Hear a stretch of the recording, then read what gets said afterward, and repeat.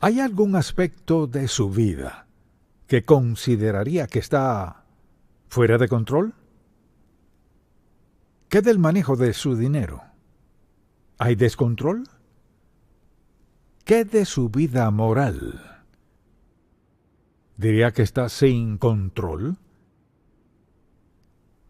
¿Qué de su relación con otras personas? ¿Está fuera de control? ¿Qué de la actitud que tiene hacia algunas personas, como envidia? Al pensar en su vida, ¿hay algún aspecto del cual diría, bueno, creo que está sin control? Por ejemplo, bebe y quizás consume drogas, o tal vez apuesta un poquito, eso dice. ¿Y qué de los chismes? ¿Qué de tener un espíritu crítico? ¿Qué de ser perezoso? Nada de eso cuadra con nosotros.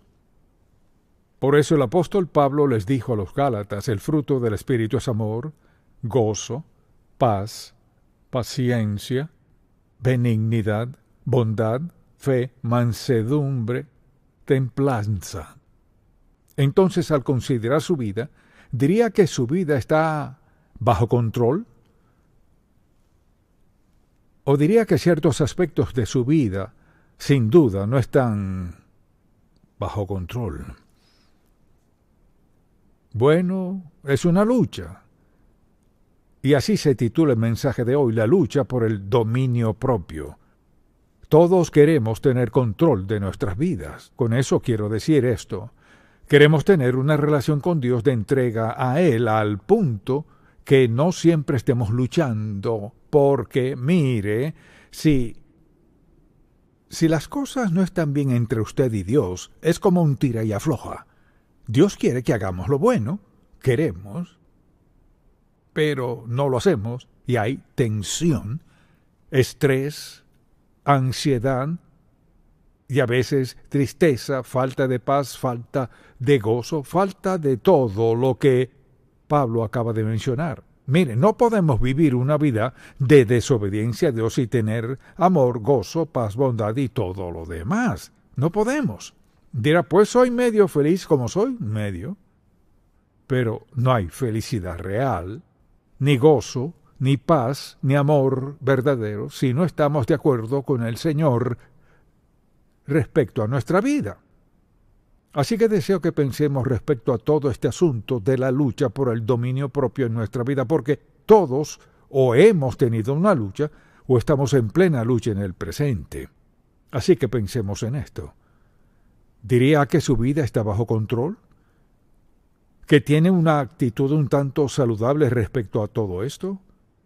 El deseo de ganar, la aceptación de otros. ¿Qué tan grande es ese deseo que tiene de ser aceptado por todos los demás? El deseo de ser amado por otros. ¿Quiere que le amen? O sea, tener una relación cercana. ¿Qué de los deseos de tener toda clase de placeres? ¿Lo caracteriza eso?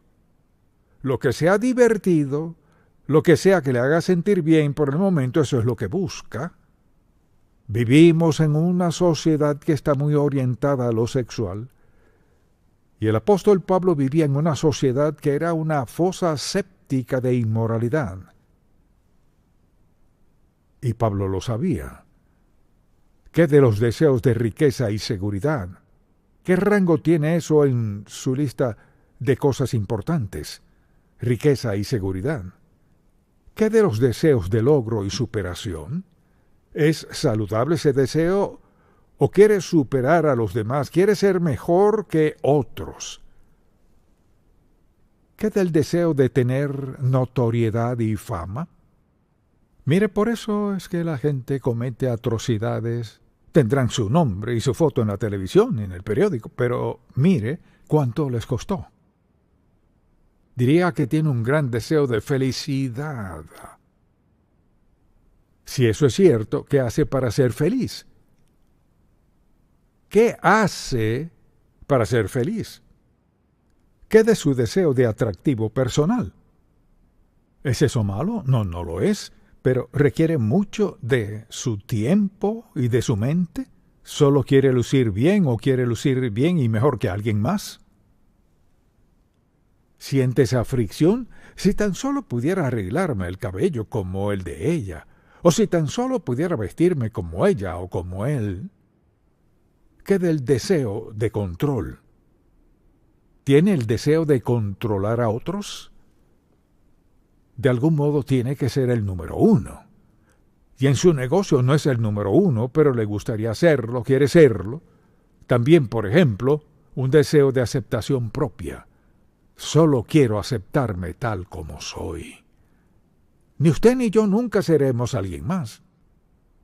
Piense en esto. No importa quién sea, ni cómo se perciba usted mismo, ni lo que quiera hacer en su vida, nunca será como alguien más. Dios le creó tal como es. Ahora, sea que distorsionemos eso por nuestras acciones o actitudes, eso es otra cosa.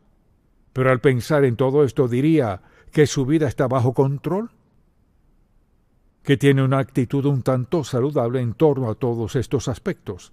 Ahora, hablemos del dominio propio.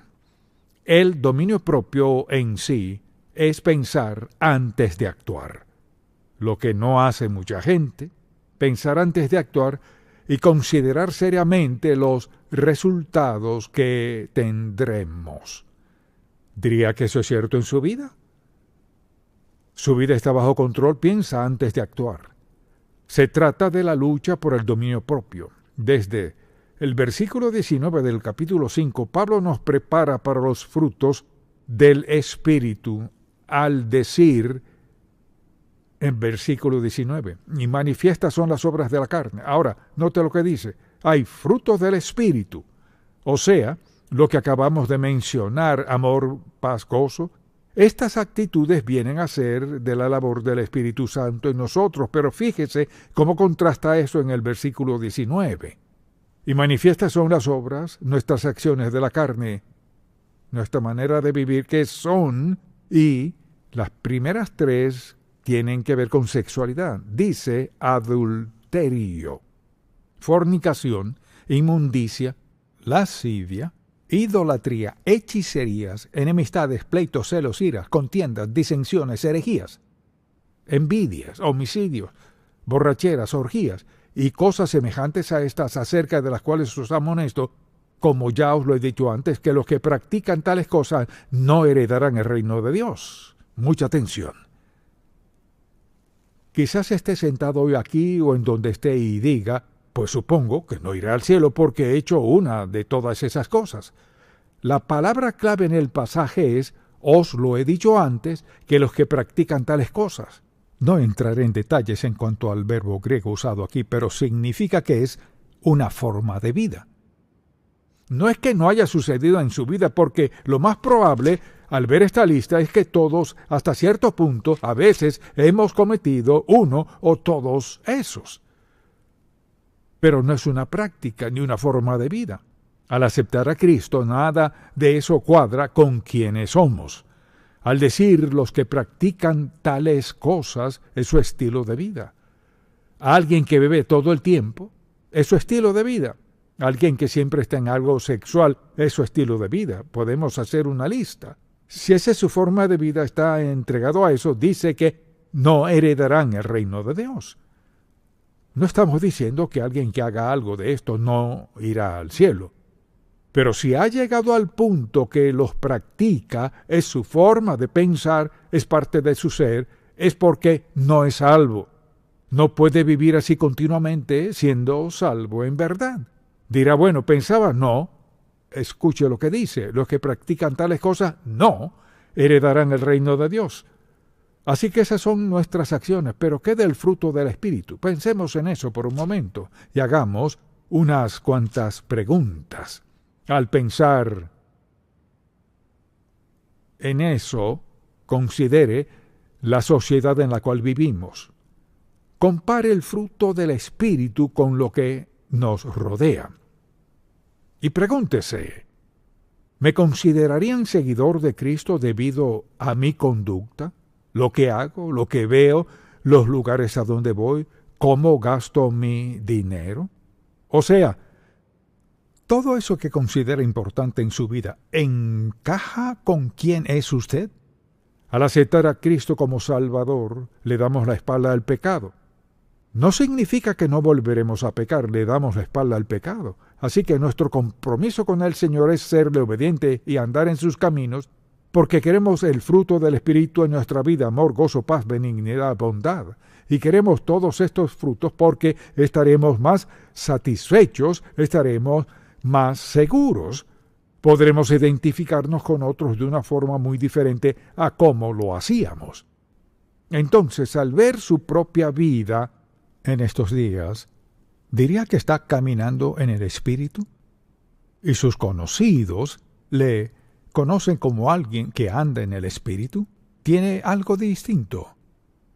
¿O ven en usted esa tensión, ese estrés, esa ansiedad, como un tire y afloja, como rompe esa tensión, ese estrés y todo lo demás, rindiéndose al Señor, entregándole su vida, diciendo, Señor, la manera en que he vivido no funciona, no quiero vivir así? Pienso en quienes pasan toda su vida cautivos de algún pecado, viviendo en esclavitud en sus corazones y mentes. Muchos viven y mueren sin nunca experimentar el amor de Dios, la bondad, la libertad, la gentileza y la recompensa de Dios. Pasan toda su vida sin nunca experimentar eso. Entonces, si alguien le dijera hoy, bueno, en esta etapa de su vida, tenga la edad que sea, ¿dónde diría que se encuentra? ¿Diría que es alguien que experimenta el amor de Dios? ¿Alguien que reconoce que Él es la fuente de todo? ¿Diría que es alguien que ama a otras personas? ¿Se alegra al ver a otras personas ser bendecidas? ¿Se alegra al ver que otros son salvos? ¿Le encanta escuchar la palabra de Dios? ¿Podría decirse eso de usted? ¿O tendría que decir, no puedo explicarlo bien, pero soy muy desdichado? Me gustaría ser diferente. Hay cosas en mi vida que quisiera eliminar, pero hay algunas cosas que no puedo dejar. ¿Sí puede? No hay nada en su vida que no pueda dejar. El pecado que sea, si está dispuesto a entregar su vida a Cristo y decirle, mi vida es un desastre, la arruiné, he herido a otros, he pecado contra ti y contra mí mismo, he pecado contra quienes más amo, Señor, ¿puedes ayudarme? Te doy mi vida. ¿Le ayudará? Cambiará su vida. Cambiará su vida. Dominio propio. Diría que su vida está bajo el control de Dios. Si no, permítame preguntarle, ¿es feliz? No lo es. ¿Está satisfecho cómo le va en la vida? No. No puede vivir fuera de la voluntad del plan, el propósito de Dios para su vida y ser feliz. No puede. No el verdadero gozo, ni la paz real, ni ninguno de esos frutos del Espíritu. Eso no estará en su vida. El fruto del Espíritu, no de la carne. Y lo que más me concierne es cómo la gente vive y al ver su pasado piensan, bueno, ¿por qué me sucedió esto? ¿Por qué no fui bendecido? ¿Acaso no fue por no escuchar a Dios? Si vivimos en desobediencia ante Dios, sufriremos las consecuencias. Es decir, todos los que decimos ser seguidores de Cristo, no hay excusa aceptable para que no tratemos de llevar una vida consagrada, en la cual el Espíritu Santo controle nuestra mente y nuestras acciones. Cuando Él tiene el control, pensamos antes de actuar, nuestras acciones siguen su propósito, su plan y su voluntad para nuestra vida. Entonces, ¿cuál es la clave para nuestro dominio propio? En este breve pasaje bíblico, Pablo nos da una oportunidad de examinarnos para ver dónde estamos en nuestra relación con el Señor. Entonces, dominio propio requiere que pensemos antes de actuar. Eso debe escribirlo. Dominio propio requiere que pensemos antes de actuar. Y el problema es este. La gente actúa antes de pensar y luego se lamentan. Entonces hay que tener un firme deseo de obedecer a Dios. Sin un gran deseo de obedecer a Dios no llevaremos una vida consagrada. No superaremos casi cualquier cosa sin ese firme deseo de que Dios nos faculte. Así que debemos creer en nuestro corazón que el Espíritu Santo, quien mora en nosotros, nos facultará. Pensemos en esto. Jesucristo sabía todo sobre tentaciones, pruebas y todo lo demás.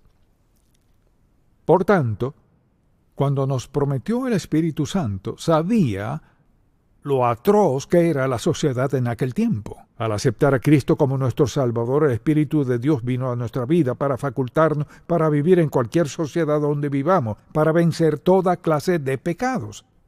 Así que no es usted solo contra su entorno, sino usted y el Espíritu Santo quien ha prometido darle lo que necesite para ser victorioso. Está allí con solo pedírselo y entregarle su vida. Al pensar en eso, considere que tiene alguien para ayudarle a superar esto. Así que considere muy en serio estas preguntas. Piénselo por un momento.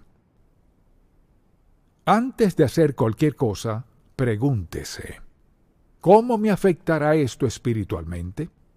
En segundo lugar, ¿cómo me afectará esto económicamente? ¿Y cómo afectará a mi salud?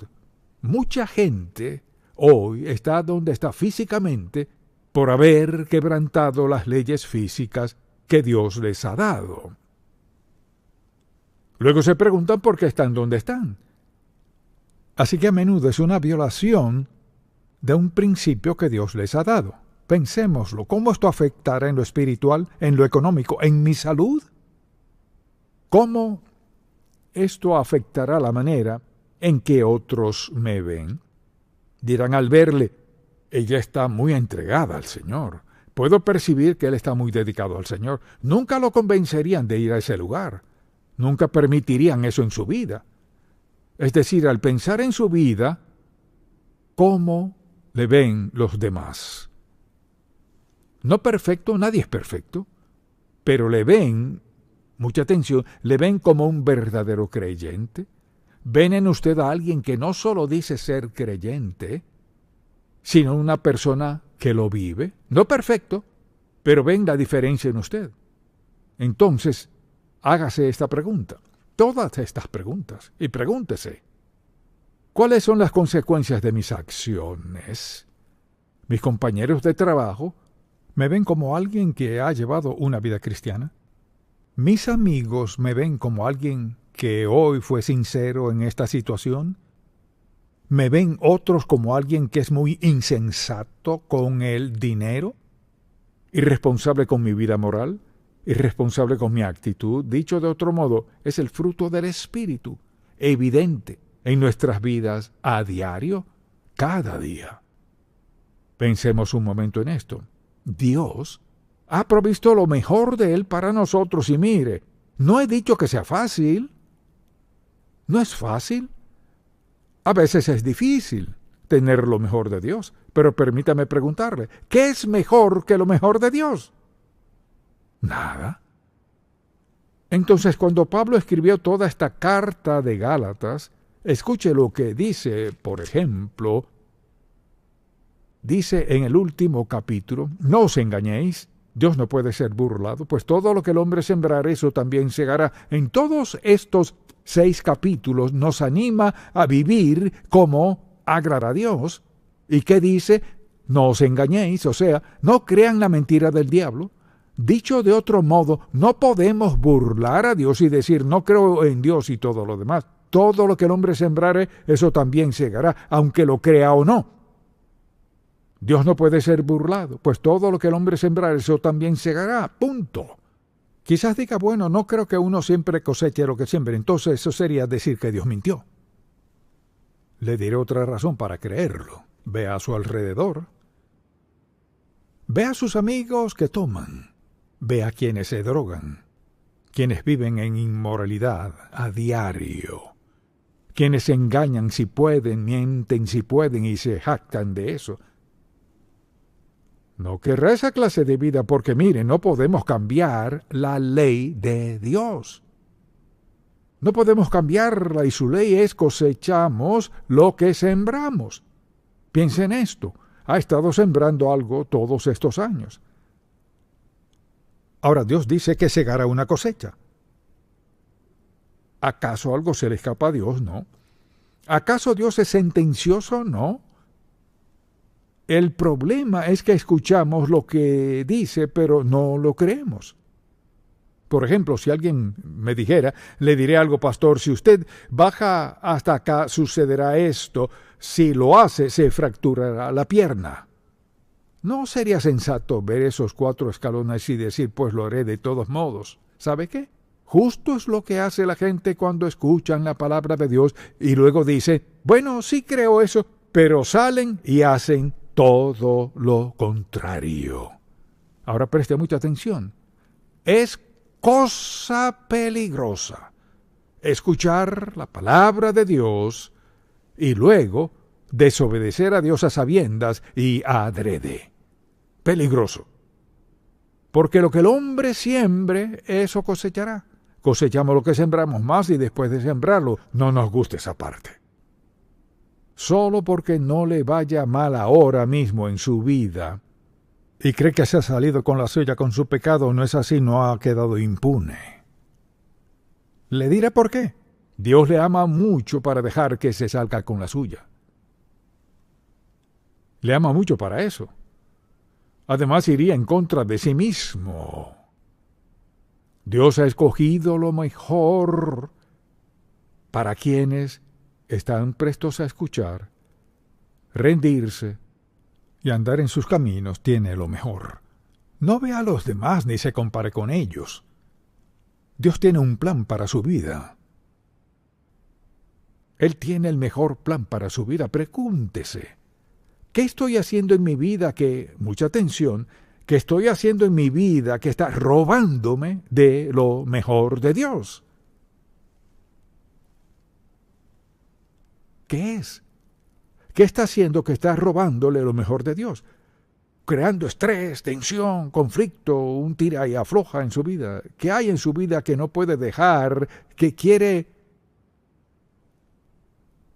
en su vida y que anhela, pero no tiene? ¿Qué está haciendo en su vida que le ha cerrado la puerta a las bendiciones de Dios?